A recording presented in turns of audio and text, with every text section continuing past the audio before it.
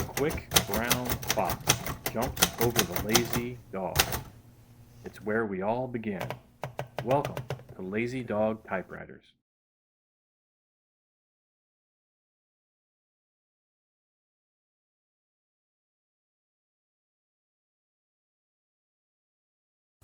In 1947, Thor Heyerdahl, a Norwegian explorer and writer, set out to prove his idea that thousands of years ago, in Columbian times, people could have crossed the Pacific Ocean from South America to Polynesia in simple rafts. Heyerdahl built a small raft using only the tools and materials ancient humans would have had available and named it Kon-Tiki, the nickname of the Inca god Viracocha. Then he set sail from Peru, and 101 days later he made landfall on Roanoke in the Tuamato archipelago. He demonstrated it could be done. Unfortunately, most scientists today think he was wrong. The Polynesians came from Southeast Asia, not South America, as part of the Austronesian Expansion. Still, we respect Heyerdahl for daring to dream the impossible dream and set his sights on adventure. That's where we turn from the Kon-Tiki to the Contessa typewriter, another European invention that can help you embark on a joyful odyssey across the written page. Let's learn more. Howdy folks, and welcome to our continuing odyssey in Lazy Dog Typewriters.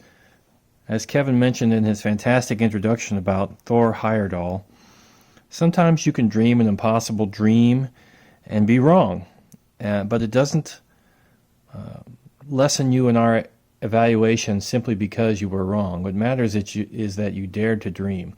And Heyerdahl dared to dream that the South Americans had traveled to Polynesia from east to west, kind of against the prevailing winds and the prevailing notions.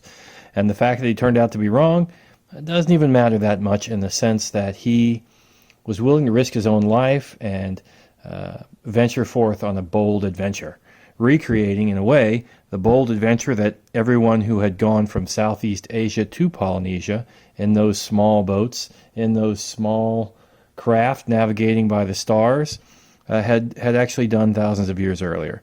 And of course, all of that is somewhat accounted in the story of Moana, which is why we have borrowed so liberally from it. But speaking of dreaming the impossible dream, some folks may be wondering, well, this is a plastic typewriter you have in front of you, this Contessa, and it's impossible for a plastic typewriter to be any good. They're all just junk. Well, stand by. Dare to dream the impossible dream with us, which we would be playing now if we could only afford the copyright. But here in front of you is an Adler Contessa. This is kind of a medium to large size portable typewriter, which, as you see we come around, is just absolutely gorgeous. It came in two colors that I'm aware of, this lovely orange, and also more subdued but equally lovely, what I call desert sand. It reminds me of a desert, Saudi Arabian desert perhaps, with the dark stones and the light gray, maybe a desert gray color scheme. But we'll save that for later, and we'll start off with our Katrina and the waves walking on sunshine, bright orange and dark charcoal black or gray keycaps. And just take a look at this. So, the Contessa, where does it fit?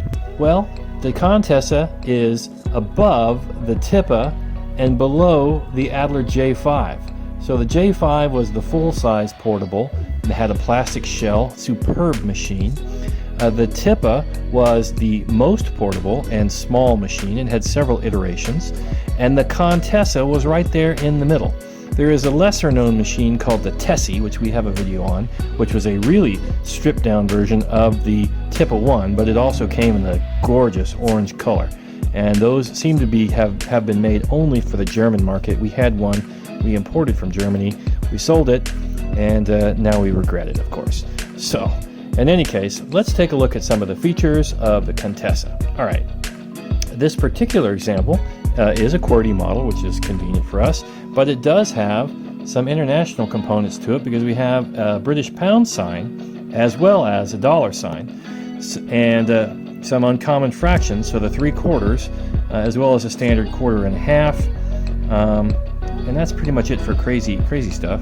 You almost always see 2 lines with an arrow. That's your margin release on European machines, just in case you hadn't seen that before. And this is a 1976 machine, but it still has the apostrophe over the 8, and they haven't moved over to the asterisk. Around this time, Smith Corona was shifting over to the asterisk as the keyboard evolved. It didn't become standardized until the early 80s with the PCs, if you're wondering when that happened. So, it's an interesting because I'm not sure, it's a US intended market, I think, but it might have been just an international generic key set because you certainly don't see too many pound signs on American machines. Okay, so first and foremost, if you get a Contessa, the first thing you might want to know is how do you unlock the carriage? It's over here on the left, and no, we can't lock it when it's not in the position. Let's get this done. Oh yeah, there we go. Scared myself. You pull it out, and it pops out the lock, which is in the back. Almost everything else seems like the carriage lock is over here on the back down low and you would slide it. But on the Contessa, they decided to put it up front, and that throws a lot of people through a loop. Okay, one of the things that the Contessa has that some of the other ones don't have, and this would be the Type 1 and the Type 2 as they evolved, and also the Type S was very parallel to that. Actually, the Type S might be the one that's directly beneath the Contessa in terms of functionality and design. That, by the way, was also sold as the Royal Caravan and the Royal Sahara, and we have videos on both of those. Just don't have enough room on the desk to bring them all out to compare.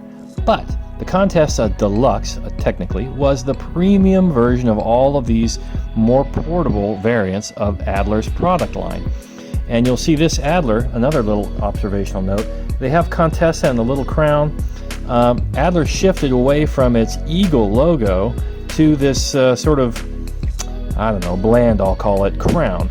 I don't know if there was political correctness at that time forcing them away from the eagle, and of course the reason for that would be it is a German company and it has a German eagle, which some automatically assume is Nazi, but let's be clear on this. The word Adler itself is German for eagle, and it predated the Nazi regime.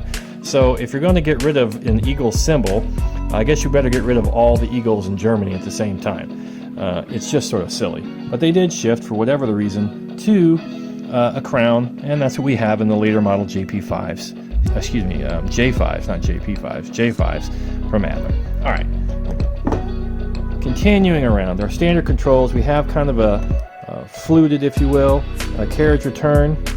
We have nice plastic knobs with some nice chrome styling.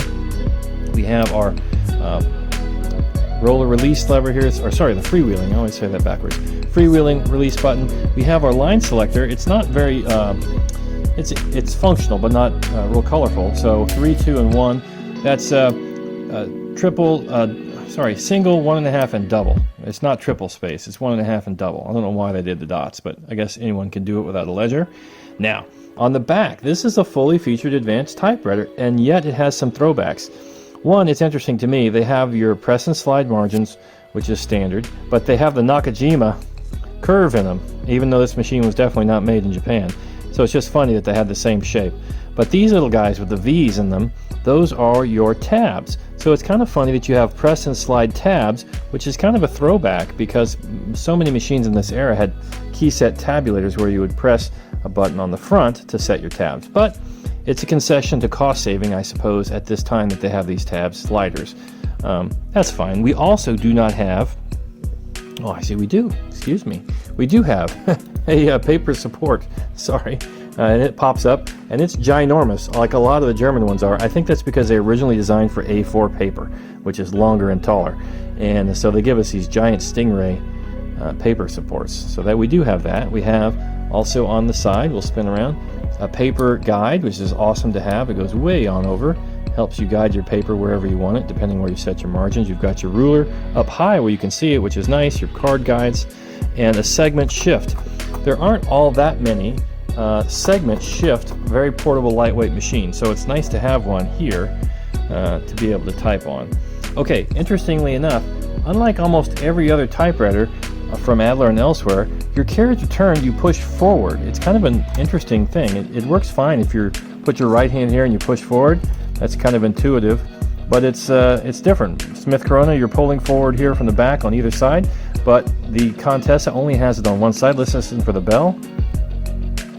Oh, nice bell. Let's do it again. Oh yeah, I love it. I love when the bell really resonates.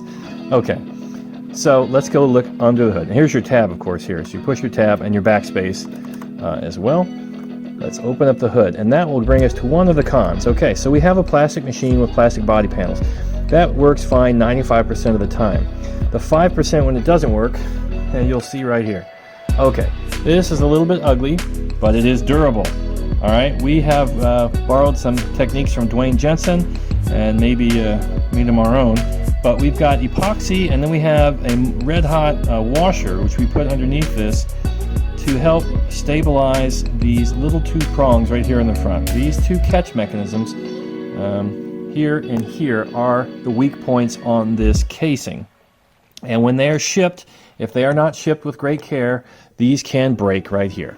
Now, the good news is it's not the end of the world, because you've got 4 other security points. You've got one here in the front, another here in the front, and you've got 2 on the back as well.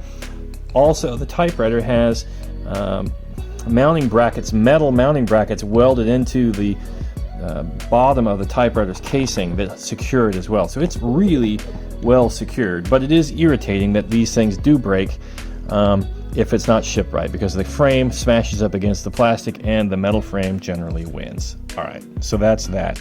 Now, interestingly enough here, this bad boy has DIN 2103, which might be reason, which are the wire spools for the European market. So it's crazy. I don't know if it was designed for the British market. Maybe it was. So they shipped it with the German spools, which are easy enough to obtain. But that's why it has a $sign and a pound. Maybe it was intended for Britain. And how it got to the US is always a fascinating mystery. I don't know. Again, segment shift. You have a single arm ribbon vibrator. And at this point, pretty much every typewriter made had shifted to that design. It's just, I guess, a little bit more efficient. It might be more efficient to show you. Yeah, so it just goes up and down from the right. Simple, reliable, effective system. And that is pretty much a solid overview of the orange Adler Contessa, and we'll get set up for a typing test here in just a minute, because one of the special features of these Adlers is many of them have really awesome typefaces, so we're going to show you some of those. Okay, before we go into the awesome Adler typefaces, let's give a flyby to this similar Contessa Deluxe, which is in what I call desert sand or desert gray color, a real pretty but more muted color scheme. And one of the things that's different about this as well is this one absolutely was intended for the US market, because it has a US standard keyboard with a number 1 exclamation point, a plus equals, no 3/4, just a 1/4 and your asterisk underline, all your basic things you would expect. So let's take another look under the hood though to kind of prove that it's the US market. And one way we can see that is this right here is a standard Underwood Universal small spindle for your ribbon. And you can, obviously get DIN 2103 ribbons easily enough, not a big deal. Here is the ribbon cover. It just has a simple pegs to go in. It has plastic pegs that were molted over for your logo for Contessa. You just push in and then you melt those on there and they stay in position. And that's how your day in the life as a factory worker would have been. I think I mentioned a second ago, but in case I didn't, it's interesting that the line color selector starts with the white stencil, then the blue, then the red. It's just a little bit unorthodox. All right, I'll load up some paper, and then we will see one of my favorite things about this particular Contessa. It has a cubic typeface. All right, let's get ready for a pangram. Quick brown fox jumps over the lazy dog. That's where we all begin. 4, 4, and 7.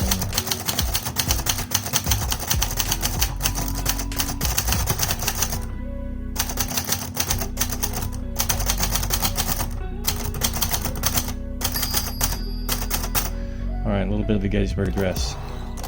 So let's go ahead and take a look at that really awesome typeface. Okay, it's crisp and it's clean and it's very modern, right? This is at the dawn of the computer era. So think magnetic tape and also magnetic stripe, the font that's on your checks, whenever you call that, the microline. This is reminiscent of that, and it's on purpose. This was coming from it's like going from an analog world to a digital world on your typewriter, and it's just really neat. The Hermes had a similar font typeface that they called a Techno. So this is Adler's response or offering in common to that, called Cubic. And I'll take a look next at the other one. All right, let's confirm that the Orange Contessa types very similarly.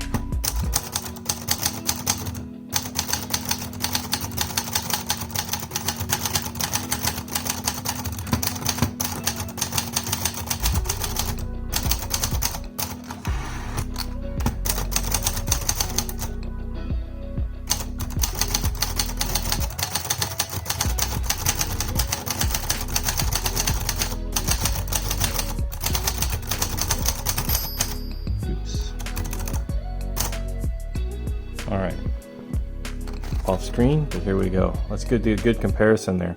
And I really like this contrast. This is what's called Imperial Pica. And it's not just standard pica, it's a little bit bolder, it's a little more bookerly, if you will. And I really like it, and this is something I've only seen on the Adlers. I really like it. It's really thick and heavy. It's just a great line, great looking machine, great looking typeface that contrasts so dramatically with the Cubic. So it's a great one to have and a great thing to look at. All right, just off the top of my head, so some quick pros and cons. Pros on these are they're gorgeous, good looks, their availability in vibrant colors, really nice typing touch. They're lightweight, but they're snappy. These are just great typing machines. These Adlers are really dialed in. So are the Saharas and the Caravans. It's kind of the same thing. And the Tippa S, same deal. All the same machine. It's lightweight, it has nice trim, it has a nice setup. I don't know what more you could ask for in a really portable machine. It's small enough you could take with you. It has a very compact case, which I will point out here a little bit belatedly. Let's zoom out. This is your case. One of the flaws on the case, it does come with some nice little trim, but that's kind of wearing off a lot of times. So I don't know what to make of that little silver spaghetti. I'll probably just trim it off. But there it is. It's on here on this side on the chrome. You get corrosion sometimes on the handles, but not too much to worry about. You have nice metal gear for your latch mechanisms. It's just a nice all-around case and seemingly quite sturdy. Alright, so we talked about cons now. What are some of the cons of this device? Well, if you don't like plastic and you can't get over it, you're not going to like it, because this is definitely plastic, and it is all plastic, other than the paper table and some metal pieces there. It does have the flaw, and I'll just call it a flaw because I've seen it enough times, that these front clips are the weak point of the structure, and they will crack, and I have repaired them and put them back together again, but you don't want to have to do that if you can avoid it, and buying a machine from a reputable shipper is the best way to avoid that cracking. Sometimes it just happens though, and you just have to deal with it and know that there are lots of attachment points, and it's very well secured on your Adler. Okay, so other than that, I have very little to say in the negative on these machines. I love them. I wish I could get more of them. They're just kind of hard to find, a little bit rare. Again, all these vibrant colors make us want to embark on our own adventure. And if you have enjoyed this video and been inspired by Thor Heyerdahl, we hope that you have been, to dream the impossible dream. And if you have enjoyed it, what can we say except you're welcome? What can we say except you're welcome? What can we say except you're welcome? For the sun and the moon and the typewriters, what can we say except you're welcome? And thank you!